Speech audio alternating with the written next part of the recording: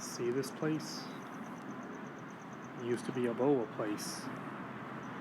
But believe it or not, this is where I first discovered King of Fighters in the arcade machine. Right over there. I will never forget.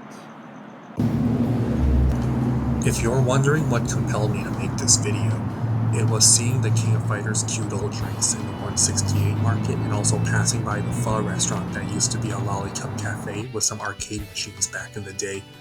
It brought back so many flashbacks of when I loved the King of Fighters series. As mentioned before, the Boba Place was where it all began. Seeing people play with who I thought were very interesting characters in the 2002 game, I told myself I would get into the series as soon as possible.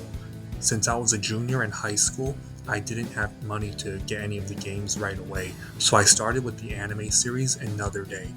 I enjoyed it, but my gosh, it was too short.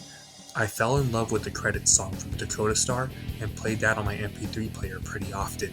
I even had it on my MySpace page for a short time. But seriously, an anime series of King of Fighters is so long overdue.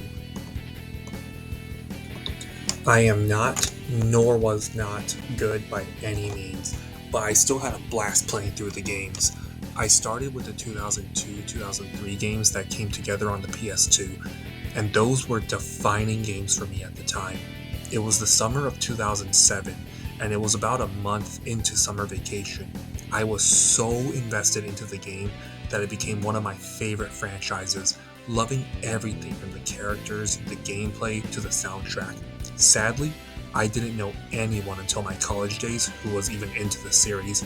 I remember spending time watching gameplay on YouTube and listening to the soundtracks while working on homework. This also opened the doors to me checking out the Capcom vs. SNK series, and I got to own the second game a week before graduation. I couldn't afford arcade sticks, so I had no choice but to use the D-pad. It was a struggle for me to get good at the 2002 one, so I put that one aside and jumped to the 2003 one after some time. Strangely, it was easier to play on the D-pad compared to the 2002 one. Till this day, Kyo Kusanagi is one of my all-time favorite video game characters, and as a high schooler at the time, he was even more relatable to me. During the first few months of senior year high school, I went through some serious depression from many different things.